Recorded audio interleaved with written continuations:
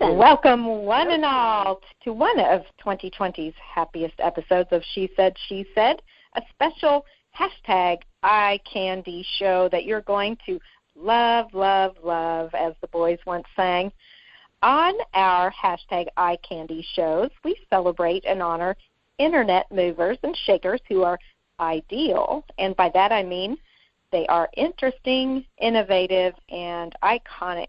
They are incredible women and men who make a difference in the world, hence eye candy.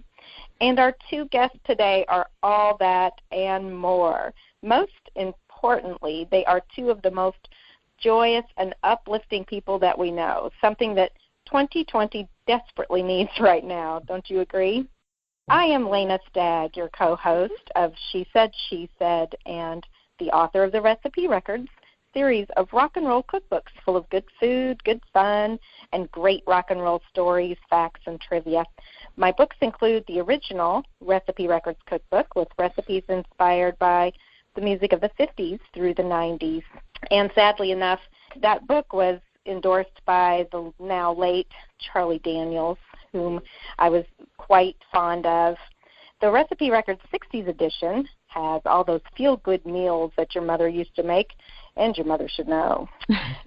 We also have the Recipe Records, a culinary tribute to the Beatles with fab dishes, such as real Liverpool scouse from author Dave Bedford, who wrote Liverpool, and my most favorite, Strawberry Pie Forever, from my co-host, and even a yummy Mundo Paparazzi Ziti. You can find those classic Recipe Records books, plus my new cookbook, The Rolling Stones, Let's Spend the Bite Together, at lenastagg.com. And hey, while you're there, check out my two children's books and sign up for my blog with the amazing rock and roll features and stories. Again, it's lenastagg.com. And guys, if you are ever in Evansville, Indiana, which is a mecca for love, please stop by the Pit Barbell Club, which is a wonderful gym, a very iconic gym that my husband and I just purchased. Now, who buys a gym in the middle of a pandemic? Only somebody really crazy. So we would love to meet all the Beatles and Stones fans in our area and chat with you and introduce you to our very cool baby boomer friendly super slow workouts. They are just my speed, and they do produce amazing results, I must say. Since I love to work out, I would love to get my hands on that super slow workout. I wish I lived a little bit closer. I would be right in the middle of that thing. Hi, guys. I'm Jude Southerland Kessler, Lena's trusty sidekick here on She Said, and author of the John Lennon series of narrative biographies that tell the story of the life of John Lennon. And, of course, if you talk about John, you have to talk about his dear mates, the Beatles. They are all factual research, detailed stories about his life, and 4 of the books are already out in print. The 5th book is in the works as we speak, and just want to remind everybody that Volume 4, Should Have Known Better, which tells the really, really, really exciting story of the height of Beatlemania in 1964, is almost sold out. We have under 40 copies left. We've completely sold out of volumes 1, 2, and 3, and now I think there are around 38 copies of volume 4 left. So scurry on over to my website, which is johnlennonseries.com, and you'll be able to read sample chapters of each of the books. You can still buy volumes 1, 2, and 3 on any ebook format, and you can get one of those first editions of volume 4, Should Have Known Better, and sign up for my newsletter as well. Now, Lena and I are here about once a month to bring you some of the greatest people in the Beatles world. This year has been amazing. We've been so blessed because we kicked off the year by being able to interview Rogue Best, son, of course, of Neil Aspinall, and the powerhouse Mona Best, and brother of Pete, of course. Rogue has founded, and he is the curator of an extremely special place in Liverpool, the Liverpool Beatles Museum, which is in Matthew Street, not far from the Grapes, and the Beatles store, and all those wonderful places that you should definitely attend. And this museum keeps changing and adding and growing all the time, and it's a place you've got to experience. Then back in March, we were smiling ear to ear as we interviewed Tom Frangione of Sirius XM's Beatles channel. Tom has been a good friend of ours for a long time because he is one of the MCs for the Fest for Beatle Fans, and he's also one of the co-hosts of the Fab Forum each Wednesday night on Sirius XM's Channel 18, which adds up to 9 and is, of course, the Beatles channel. And that was so much fun to talk with Tom. And then in June, I kept pinching myself. We were so excited to talk with Chaz Newby, who is one of the former Beatles. He talked about his time with the Beatles, especially that night at Southerland Town Hall when Beatlemania broke out for the first time. Oh, man, it has been quite a year, hasn't it, Lena? Oh, amen to that. And our guests today are fabulous to the max. They are truly a part of the Beatles family, and we're right there in the Bahamas when the lads were filming Help in 1965. In fact, John Lennon actually taught one of our guests today to ride a bike. I'll let you guess which one. And our distinguished duo, waiting in the wings regularly, had all 4 of the boys in their home. They are 2 great business people and entrepreneurs who always have a very positive attitude no matter what life hands them. And in all the years that Jude and I have known them, we only hear positive words and never an ill word about anybody. We are so proud and honored to have with us today Dr. Angie McCartney and Ruth McCartney. Ladies, welcome to the show. Thank you. Thank you. Thanks for having us. Yeah. We are so honored. Well, it's our honor, and we always call you guys the McCartney girls because we always say the McCartney girls because of all the people we know. Really, well, I guess my mom would rank in there with you. When she was alive, she was always a girl too. You have the youngest and most positive and upbeat attitude of anyone we know, really and truly. Thank you. Well, you have to keep cheerful and optimistic. And I'm about to break into song and sing "Always Look on the Bright," but nobody wants to hear the sad stuff because everybody has their problems. Yeah. So put on a happy face and smile and say, "I'm splendid," even if you're not. And if you say it often enough, you'll believe it yourself in the end. Yeah. Well, it never comes off as inauthentic. You just lift people up. You're very genuine, and we appreciate that. Well, we've got so much to discuss today and limited time, so I'm just going to jump right in and get the ball rolling. So, Angie, The first question is going to be for you. You ready to roll? Yeah. I'm ready to roll. All right. Well, late in 1964, you were married to the very sweet Jim McCartney, Paul's father, a man that you really praise very sincerely in your first book, which I've read a bazillion times, Angie McCartney, My Long and Winding Road. I've been using it. It's been sitting right here with me constantly as I'm going through 1965 and working on Volume 5 in the John Lennon series. But recently, you have come out with a brand new book called Your Mother Should Know that you two co-authored, and I just ordered it last week. I cannot wait to get it.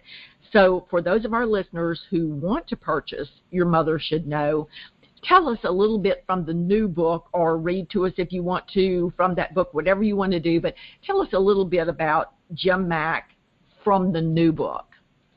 Well, it covers, the 5 years since I wrote, 6 years since I wrote the previous one, and people have said to me, why don't you write a book? And I said, I already did.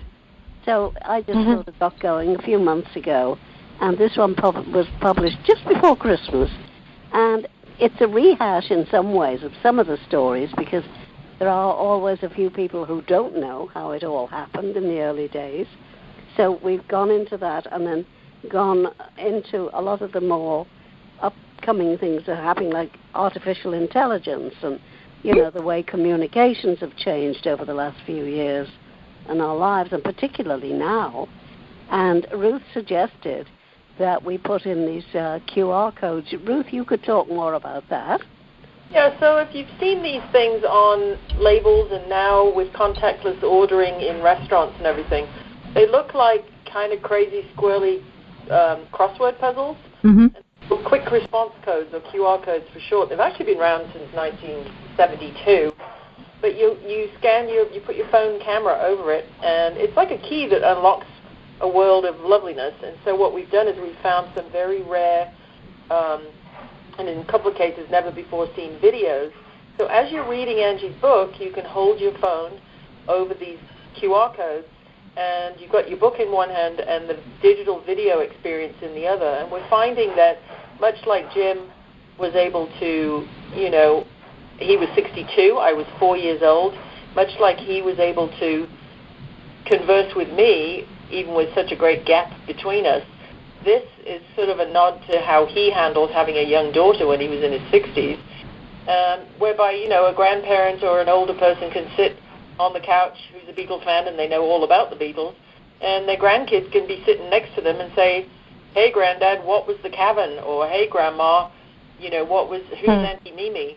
And lo and behold, presto, you whip your smartphone out, you hang it over the code, and generations can enjoy the book and the stories in both print and video together. And it was really brought on by, imagine if Jimmy Mack had had that technology in 1964, he wouldn't have had to, watch me standing in front of his arthritic knees, hopping up and down on one leg, going, I bet you can't do this. And he would nod his head and smile and say, I bet I can't. Oh, my gosh, that's brilliant. That's fascinating. So brilliant. Fascinating. Yeah, it's actually the first smart book out there. We're trying to get a bunch of patents together with smart book technology so that, chefs and people can link to recipes from books, and it's the video of them cooking it. And it's a very cheap and easy way to do it, but the way we're doing it is everything goes through a shortened URL link. It's trackable. People have the chance to, after they've watched the video, they'll have the chance to join a mailing list. So it's kind of a marketing lead generator, but it's also just a great way to add another 100 hours of entertainment onto the price of a book. And that's stuff that's already out there. It's in Pathé Marconi archives. It's in the ABC Australia archives. It's from BBC. Some things on YouTube. There's a visual tour of the Wirral in Liverpool. So I think it's just a great way to keep history alive, but still encourage the younger generation to pick up and read a physical book. Which Jim was a great book reader, and he was a great crossword puzzler. He was born in 1902. Mm-hmm. They had 13 or 14 kids, and they had one pair of boots for the boys and one pair of shoes for the girls, and it was a penny a day to go to school, so they took turns. One boy would go one day, and one girl would go the next day, and come home and teach the other dozen kids what they'd learned that day. Wow. But he still availed himself of a great vocabulary, and book reading was very important to him, and so that, again, it's kind of an homage to him and how he used the public library to educate himself and the newspaper. And he was a really smart guy. If he'd have had a college education, oh boy, he probably would have been a doctor or an attorney or something. Wow. That is amazing. I thought I was doing something exciting by giving people at the end of chapters links to all the YouTube videos. So if you're at the... You are, Jude. But no, that's flat. You're the pop-up book. You took that... Right. You went to a whole nother dimension. They would have to take my link and go and type it in to see, like the Indiana State Fair that they just read about. You give them the ability to wave their phone over it, and this is so brilliant. Wow. Absolutely. I can show you how. If we get a Smart Book Technology by McCartney Multimedia credit somewhere at the end of the next one, I'll work with you on that. I'd be happy to do it for you. I am so excited. This is chill bump stuff. You guys you're really, really, really smart. Wow. Now, where can more women in STEM and tech? That's what we need. Absolutely. Now, so the book can be ordered where? Where can our listeners get your new book? Well, if you want to have it autographed, if you order it from my website, the order will come to me, and I can autograph it and mail it out. But if you don't, is that the Mrs. McCartney McCartney's Teas. Mrs. McCartney's Teas.com. Mm-hmm. And if you click on the shoppy, as we call it, you'll see all the things in there, the tea and the books and whatnot. And if you order it through there, the order will come to me, and I can autograph it and mail it out and track it and hopefully make sure it doesn't get lost in the mail, but we won't even go there. Oh, boy. Jude's book went out days and days ago. I'm a little concerned to hear that she hasn't got it yet. I know. Well, not yet. But sales a lot slower now. Well, that the poor old post office is suffering from the. Oh, they are. They need all the love they can get right now because they're doing. Absolutely. They're really frontline people. They're knocking on doors and going to houses. They don't know what's going on. So. Yes, correct. Absolutely. Faith, it'll get there. So. Oh, it will. I saw my postman. Yeah, I'm sure it'll be. It may even be on the porch now, but I saw my postman the other day, and I said, you are a real COVID-19 hero. I said, you're touching everybody's metal mailbox, all the packages. And he said, well, I'm a preacher on the weekends, so I'm good to go. Oh, bless him. We always, when we hear our postman going up the neighbor's path, I always race to my front door and leave a nice ice-cold bottle of water out. Aww. Maybe a muffin. That's who you guys are. That's all you need to know right there. That's who you are, and that's the truth. Well, now, Ruth, for you, I know that in 65 that when your mom and Jim honeymooned in the Bahamas in, I think it was end of January 1965, you celebrated a bit of a belated birthday party there as well. Tell us about that cool event. Well, we were there on... at the end of January for George's birthday, and then we stayed on. I think we were there 2 or 3 weeks because I got tonsillitis and we couldn't fly home because I was too sick to fly. But we had a joint birthday party because, I'm the 15th of Feb, and the chef, the German pastry chef, made a beautiful German chocolate cake, Black Forest cake, for George and me. We celebrated what would be my 5th birthday together. He'd heard this band called the Beatles were there, and he thought, of course, it was Kessler Beatles, like ladybugs, like ladybirds, and Beetles. So he put these ladybugs and ladybirds all over the birthday cake in red icing, and he wrote on it, "Happy Birthday, J-A, J-A, J-A." He was trying to, in German, say, yeah, and it was ya, ya, ya. That's hilarious. That was a very memorable trip to the Balmoral Club in the Bahamas, and Teddy Kennedy was staying there at the same time. He'd had a light plane accident, so he was in a neck brace. Wasn't much for going out to the pool, but would hang out in the restaurant and the bar and stuff at night. And it made a great impression on me. I remember when we flew from London we had to change planes in Bermuda to get to the Bahamas. We never went into the United States. And I remember getting off the plane in Bermuda and just the heat and the humidity and the ocean air compared to January. I mean, it wasn't that hot, but it was probably in the high 70s, low 80s. And we'd just left a freezing cold Liverpool on the train, the Line 3 train, to go down to London Heathrow and hop on a propeller BOAC plane. And I still have the navy blue leather-bound book that the pilot gave me with my mileage written in it. And I got a tour of the cockpit. And it seemed to fly for what was, all day and all night when you're 4 years old.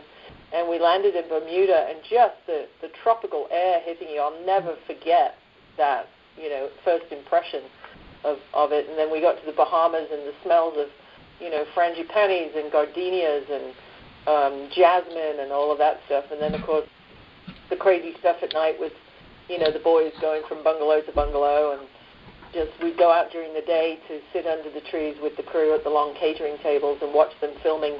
A man's got to do what a man's got to do, going around. So I learned at 4 3/4 years old. I should have known better than to eventually get into the production and film business. Hurry up and wait and wait and wait and hurry up some more. I love it. It just is such great, one-of-a-kind memories that no one else has, Did you get a picture of your cake? Outside a Hertz rent-a-car place. There were they had to find a black tarmac to do the scene where they go round and around on the bicycles. And it just so happened that the best car park was outside a Hertz rent-a-car place. So somewhere out there in Getty Images is a picture of me in my little Bahamian straw hat and striped swimming cozy. That was that.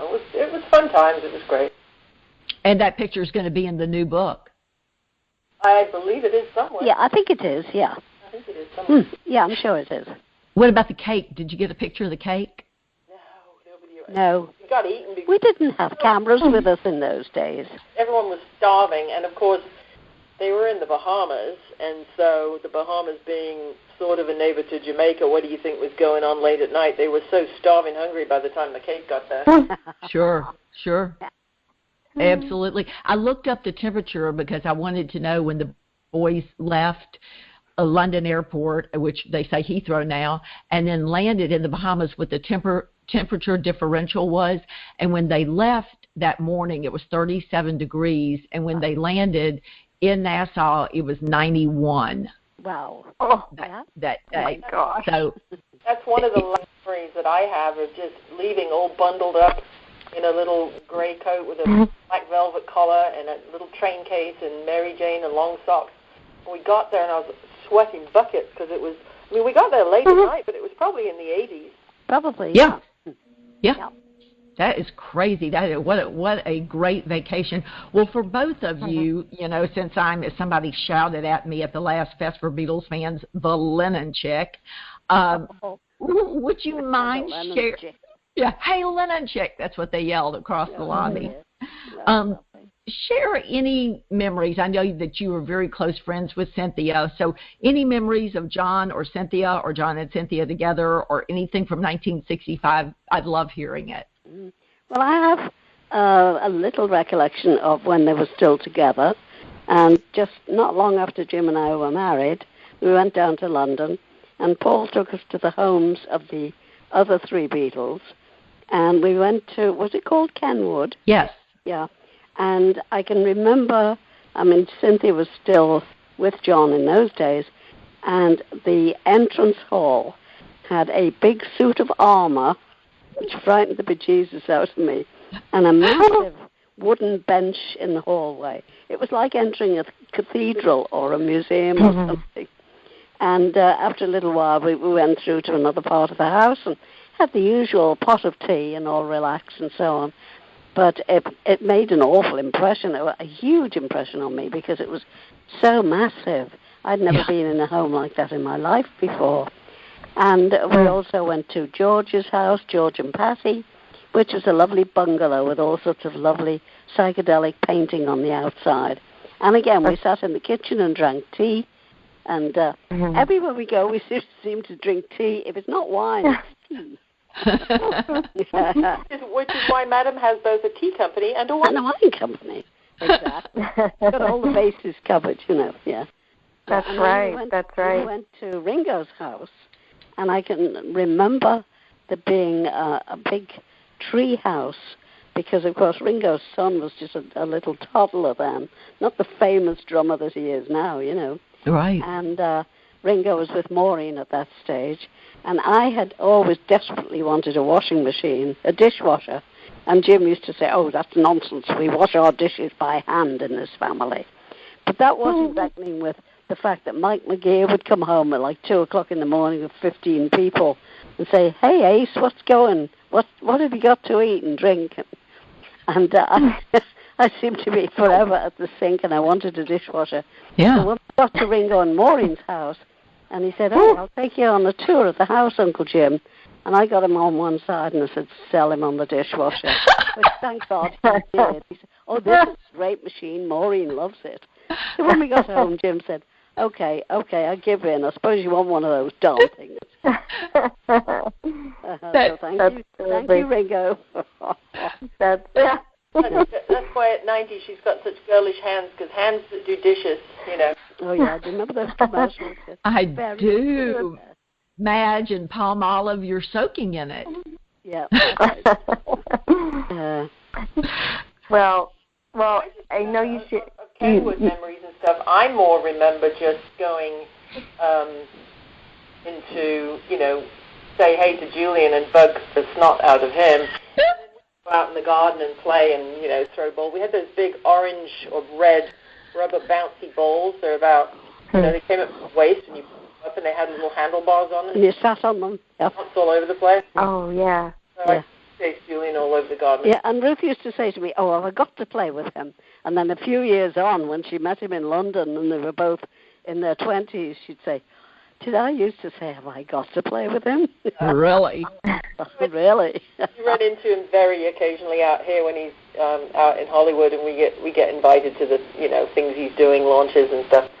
And he's always, my husband Martin says he's always got a look on his face like he's still terrified of you from not seeing. I'm not surprised. You probably ran him down on that ball. You probably jumped at him. He's 2 years younger than me, or 6 years younger than me. And when you're 10 and you go to play with somebody of the opposite gender who's 7, it's like, oh God. I know. Yeah. Mm-hmm. So I used to torture the poor kid. I mean, it was just bloody awful. And he used to call me Bossy. The last time I ran into him it was at the party at the Leica Gallery for one of his photo books. And he was talking to Angie, and I heard him ask her, is Bossy Boots here? Is Bossy here, yeah. Have you got Bossy Boots with you? And I had, of course. Now, what is that again? What is he saying? Bossy Boots. Bossy Boots. Oh, Bossy Boots. Oh, well, it's pretty funny. You know what? She still is. She bosses me. I'm 5'9", you're 4'10", so you don't stand a chance. No, that's right. That's very cute. Very cute. Well, Jude's the John girls, and I am the George girl. George was my favorite Beatle, and I wondered if you had any good George Harrison stories. Well, George, he was always sort of considered the quiet Beatle, but he was a very funny guy. Yeah. He had a wonderful sense of humor, and of course got involved with all the Monty Python crowd, and I think he financed one of their movies, didn't he? Several. Yeah. And Life of Brian. Yeah. Oh, that's right. Yeah.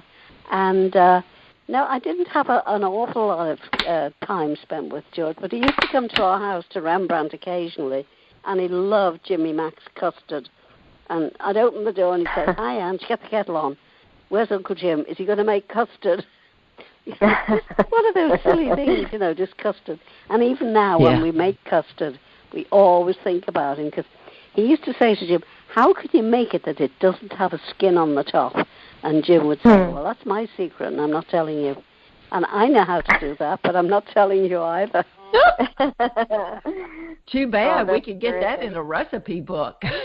Ooh, that's right. That is so right. Hey, make me an offer I can't refuse. There you go, Lena. Make a QR code for it and show everybody how to make it. Hey, yeah. Whenever I used to ask my dad, if he'd say, "I'm not telling George how to keep the skin off the custard," and I'd say, "Why?" Every time I said, "Why, Dad, why?" He'd say, "Because there's no hairs on a seagull's chest." I love it. He was quite the guy. Quite the guy. Oh, he was lovely, yeah. Gentleman Jim. Absolutely. Gentleman Jim. Well, so girls, Jude and I are huge fans of the Mrs. McCartney's organic teas. Oh, Jude loves the 50 Shades of Earl Grey since she's so naughty. And I'm a fan of the Mop Top maple teas. But all of your teas are I love the maple. They're very cleverly named, which I love because I've done the same thing in my cookbooks. And on top of that, your teas are so scrumptious. In fact, I don't know if you remember, Angie, but a couple of years ago we had a proper British tea at the Beatles at the Ridge. Yes, that's right. Oh, I do. And you videotaped a very, very special message for the nearly 100 people that attended. It was so packed, and everyone, they were so touched by your beautiful message, and it was terrific. Good. It's all about spreading the love, isn't it, and keeping together. Absolutely. And what does it cost to spread a happy message? Absolutely. You know, it really doesn't cost a lot. Jimmy Mack always used to say, if you can't say anything nice, don't say anything at all. Right. And I think, I wish the politicians could hear that today. So let's not even go there. You started it. Well, tell us how you got started creating and selling your tea, and share some more of the clever varieties, if you will, with us. Some years ago we had a 4th of July party here, and one of our guests was somebody who is a recovering alcoholic, and everybody was drinking wine and beer, and I said, what can I get you? He said, I'd love a nice pot of tea. So I've still got a big old Brown Betty teapot that I've carried all around the world with me. So we dug that out and warmed it up to obtain tea hot. First warm your pot. And we made him a pot of tea.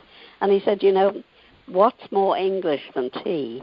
And what's more Liverpool than the Beatles? Why don't you start and market some Mrs. McCartney's tea? So we started researching it, and we thought we had an investor, and he sort of went away, and it sort of trickled on for a while. And Ruth stayed with it and, researched all the teas and so forth.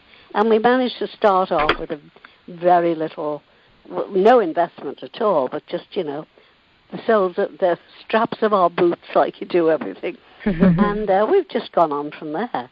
So, we're not a big organization. We're definitely a mom organization. But definitely. Yeah, we started with, I think, 3 or 4, and we've got 11 flavors now. Ooh.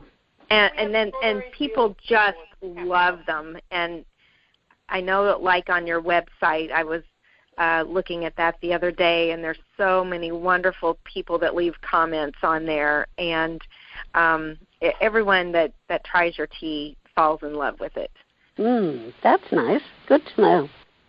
Yeah, no, so tell me names like Mop Top Maple, Strawberry Fields, Maharishi Peach, Golden Slumbers, which is a very low caffeine, almost caffeine-free green tea, which is got a toasted rice. In Japanese, it's called Genmai Sencha. It's a green tea with toasted puffed rice, almost like little popcorn kernels in it. So it almost tastes like a consommé or a vegetable soup in some kind of way. I have it on chilly mornings sometimes. I'll have a cup of Golden Slumbers, and it's just really comforting. It's almost, it's like a miso kind of. And so we came up with all of these, silly names, Penny Lane Peppermint, and, just on and on and on, alliteration, basically. And it seems to have served us well. We have good morning, good morning, good morning, good morning. It's over. We won't retire on it until or unless we get bought by Lipton or somebody. But, it's a fun brand. We give back from the profits to the Linda McCartney Breast Cancer Research Center when we can. When we make a profit, we make it back. It's not often enough, but we keep trying. Head on over if you want to help out a bunch of things. Head on over to Mrs. McCartney's Teas, TEAS.com. And there's a lot of fun little blogs and videos. And we also have some of Angie's Tea Flicks Tuesdays episodes. That's her Facebook Live show that she does every Tuesday morning at 11:30 Pacific time on her Dr. Angie McCartney Facebook page. And we've just discovered a brand new technology which will allow us to have guests back on, because Facebook shut that down last December. They wanted to move all of the streaming with guests onto Instagram Live. So that's why our faithful viewers around the world have been stuck with just her and me indoors. But we've got some exciting guests lined up, including the incredible Broadway star and singer-songwriter and producer David Pomeranz, who wrote things like Trying to Get the Feeling, and he's written for Cliff Richard and Barry Manilow and Bette Midler and, oh my God, Clay Aiken, Kenny Rogers. Good grief. What have you. So he's one of our dear esteemed clients at McCartney Multimedia. We're just rebuilding his website and his fan club for him. And so he'll be coming on T-Flick. And a whole host of lots of fun, entertaining people. So hopefully you'll come to Facebook, find Angie McCartney, and tune in on a Tuesday at 11:30. And depending upon where it is, if it's 11:30 or 5 o'clock, you could be drinking tea with us, or you could be drinking something stronger like Mrs. McCartney's wine. So it's 11:30 Pacific, right? Yes. Correct, yeah. And yeah, I love it. You were so kind to have me on when the last book came out. And, the cool thing is that it's live, so anything can happen. You never know what's going to happen on the show. With us, you never do, Jude. You'll never know. Have you ever had anything really crazy happen? No, not really. Nothing that we would deem crazy. You might, but we don't. It depends on you. It's normal. Who are some of your favorite people you've had on there? Oh, I'm not going to say that. I could tell you, but I'd have to kill you. All the others would say, why didn't she choose me? Well, we've had a lot of great folks, and they're really diverse, too. I mean, we had Mike Portnoy, who is a heavily tattooed, long-haired, bearded rock and roll drummer of 5 bands from Sons of Apollo to Avenged Sevenfold, but he's the world's fastest Name That Tune Beatle fan. If you go on YouTube and just look up Mike Portnoy or Sons of Apollo Portnoy, he and his daughter, Melody, oh my God, you can literally play a split second of the first sound on any Beatle record and they can name that tune.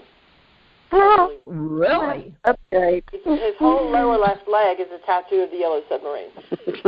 Oh, good grief. Wow. Yeah, and then we had, of course, the lovely Melissa Manchester on, who ties me back to David Pomeranz, funnily enough, Small World. And lots of people, you ladies should maybe one day, she's not directly Beatles related, but, I mean, just an amazing New York Times best-selling author and holds goddess and writing classes, my dear friend Pamela Des Barres, who wrote I'm With the Band and yes. all kinds of stuff. She's one of our best friends now, and she's been on the show. Rerun her a couple of times. She's just so much fun. She has Groupie Couture. She has an amazing line of designer clothes that she designs and has made, but she also has an incredible eye for vintage collections. So everywhere she goes across the country, or used to go, doing her writing workshops for women, she would hit all of the thrift stores and find the real nuggets and renovate them and get all the beads redone and the stuff redone. So she's on. It's Pamela Desbarres, Pamela Des Barres, and she's got links to Groupie Couture, and she does Hollywood tours of all the old rock and roll memorabilia places and stuff. She's just she's very. She has a lot of. I think she does like sessions, like writing sessions or something. I had read something recently about that, and I have her book. I haven't had a chance to read it, but I think she's had a very exciting life. Yeah. So. And she is actually the inspiration for Tom Petty's song. She's a good girl, like God and Elvis. Mm-hmm. And really? Yeah, she grew up in Reseda. She still lives in Reseda. So Pamela. That's cool. Oh my gosh. Free Fallen. Yep. Absolutely. That's super cool. That's yeah, it's a great song. Well, we kind of skipped over your wine, so we don't want to miss talking about that. So we have to take a step back. So we do these occasional dinners with our winemaker business partner, Chef David Skinner, down in Kemah, Texas, which is on the Texas Gulf, halfway between Galveston and Houston. And he has an incredible 6-seater restaurant with a 2.5-year waiting list. And it's called Eculent, E-C-U-L-E-N-T. You can see all about it at eculent.com. And we went down there to do a dinner with the McCartneys. I think we extended the room to like 20 people. And that's a dining experience of Fab 4 courses with items not dissimilar from your cookbook. And we were staying in the bed and breakfast at the back, these 8 cute little renovated seaside cottages. And we would walk from the gardens of the cottages into the restaurant every morning to do, planning and prep and design the menu and, put up all of the multimedia and stuff. And I said to David, after about 2-3 days there, I said, what's that huge, tall like silo building in between the bed and breakfast and the restaurant. And he said, that's my winery. I said, wait a minute. What? I've been here 3 days, and you have the keys to a winery, and you tell me this. So he took us upstairs, and he makes incredible award-winning wines from Texas Hill Country fruits and California grapes. So I said, oh, my gosh, look at this. You have a peach wine, an apple wine, a strawberry, and so on and so forth. I said, we have 5 of your wines match 5 of our tea flavors, and thus Mrs. McCartney's Wines was born. So they're actually not drinking wines like a Cabernet or a Chardonnay. They are dessert wines to have with a high tea. They're more like a sherry or a port. Or they're also incredible as cocktails in cocktail mixes. So we have something called a Maharishi Peach, which is 2 ounces of our wine, 1 ounce of bourbon, some ginger ale, and a little thyme and some smacked mint. And it's on ice. And so it's bourbon and peach, and it's really good.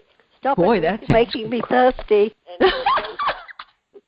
I know, me too. Yeah. Go to Mrs. McCartney's. Unfortunately, right now with the distribution laws having just changed a couple of years ago, we can only distribute to California and Texas through online sales.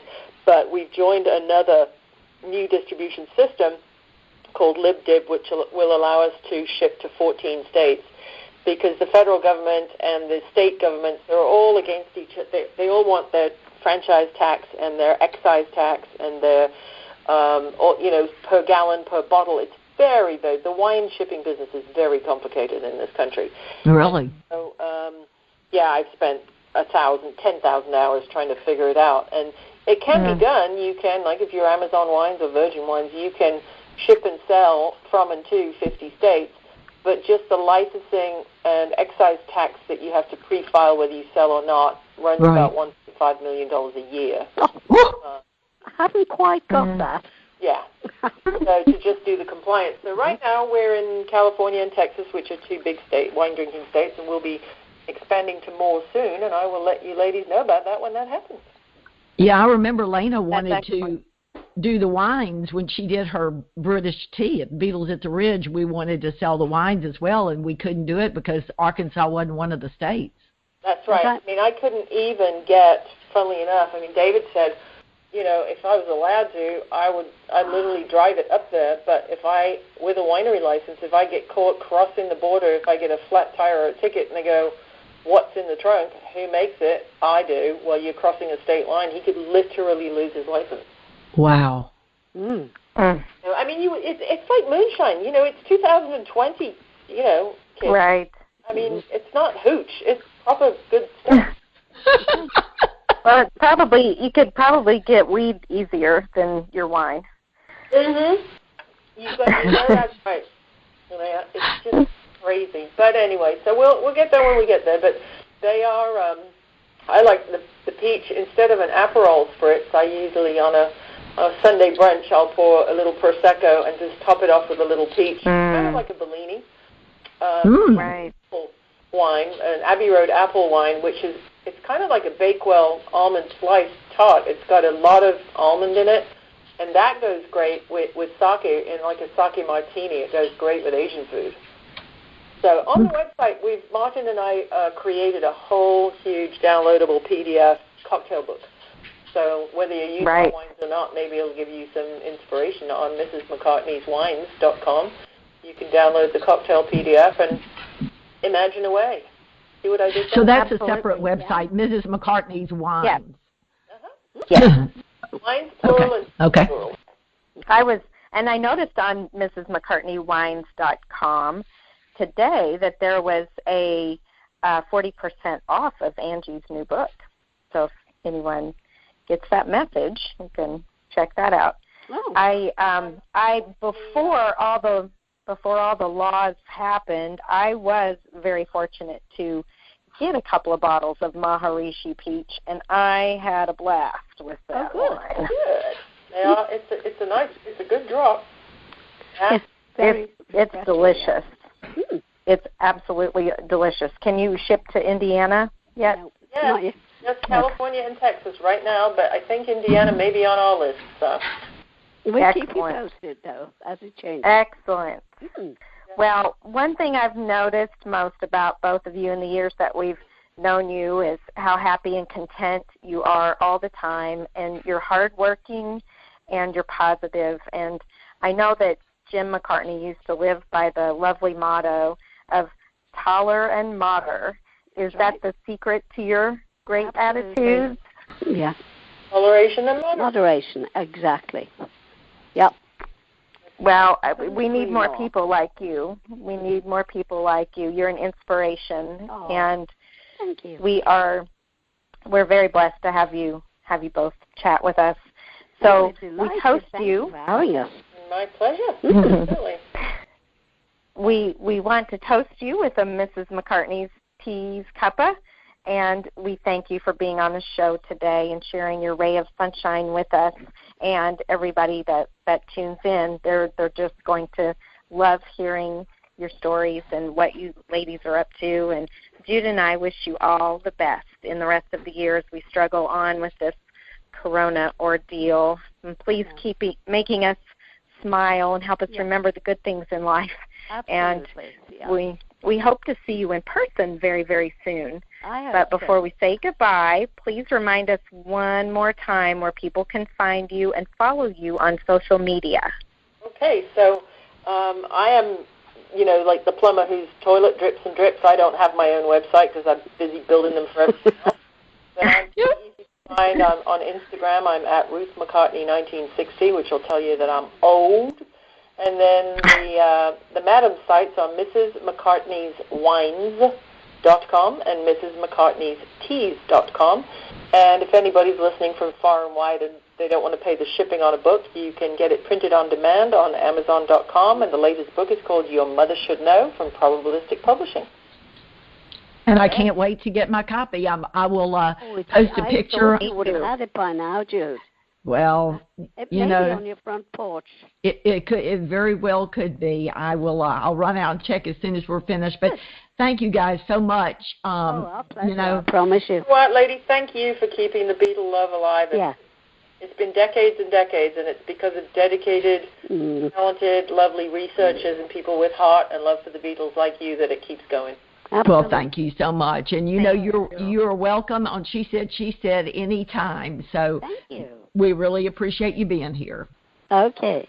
Stay safe out there and wear your masks. Yeah. That's right. Absolutely. Yes. Yep. Bye-bye. Bye-bye. Bye. Take care. Bye. Bye. Bye-bye. Well, that wraps up another Beatles family episode of She Said, and what a happy one it was. That really makes my heart feel good after all of the months that we've been through. We have really loved this theme of the Beatles family, and we're excited for many more truly amazing people and guests that are going to be on our show in the upcoming months. So stay tuned, keep following our podcast, and we'll probably surprise you here and there. So until we are then, going to surprise you. Here's the food for thought, food for the soul, and food for the love of rock and roll. Ta-ra and shine on.